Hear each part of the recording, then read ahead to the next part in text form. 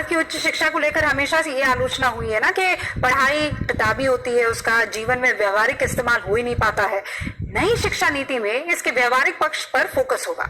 बच्चों को किताबी ज्ञान से ज्यादा सामाजिक ज्ञान की बातें सिखाई जाएंगी, लेकिन हायर एजुकेशन पर मुख्य फोकस रिसर्च और इनोवेशन पर रखा गया है और इसीलिए एक रिसर्च फाउंडेशन भी बनाई जाएगी। दावा तो यह है कि इस एजुकेशन पॉलिसी के बाद भारत की शिक्षा विश्व स्तर की हो जाएगी।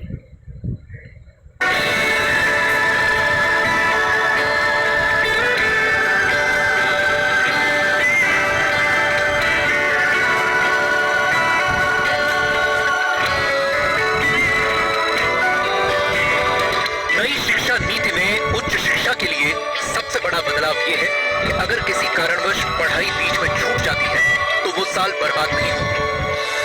अभी ऐसा होता था, लेकिन अब ये नहीं होगा।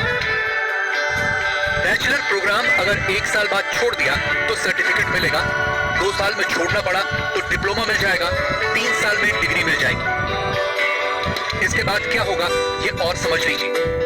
जो लोग नौकरी में जाना चाहते हैं वो 3 साल का डिग्री कोर्स कर सकते हैं, जो रिसर्च में जाना चाहते हैं वो 4 साल का डिग्री प्रोग्राम कर सकते हैं। इसके बाद 1 साल का एमए और फिर सीधे पीएचडी कर सकते हैं। रिसर्च करने वाले छात्रों को अब एमफिल की जरूरत नहीं होगी। डिग्री प्रोग्राम के लिए अब छात्र कोई भी सब्जेक्ट मेजर या माइनर के तौर पर चुन सकते हैं। आसान भाषा में उच्च शिक्षा के सचिव अमित खरे समझा रहे हैं। आज की जो व्यवस्था है कि फिजिक्स ऑनर्स के साथ केमिस्ट्री, मैथमेटिक्स या जूलॉजी, बॉटनी लिया जा सकता है, उसके साथ फैशन डिजाइनिंग नहीं ली जा सकती थी। मल्टीपल डिसिप्लिनरी एजुकेशन की जो हम लोग बात कर रहे हैं उसमें मेजर और माइनर की व्यवस्था होगी कि जो अलग अलग विषयों में रुचि रखते हैं, बहुत से फिजिसिस्ट होते हैं जो कि म्यूजिक में रुचि रखते हैं, लेकिन उसके लिए फॉर्मल उनको कोई व्यवस्था नहीं रहती है। नई व्यवस्था में मेजर और माइनर्स के माध्यम से ये व्यवस्था रहेगी। नई शिक्षा नीति में और भी व्यवस्थाएं की गई हैं, जैसे तकनीकी संस्थानों में भी आर्ट्स और ह्यूमैनिटीज के विषय पढ़ाए जाएंगे। कॉलेज में एडमिशन के लिए एक कॉमन एंट्रेंस एग्जाम होगा। स्टूडेंट्स अब क्षेत्रीय भाषाओं में भी ऑनलाइन कोर्स कर पाएंगे। देश में एक नेशनल रिसर्च फाउंडेशन यानी एनआरएफ का गठन होगा।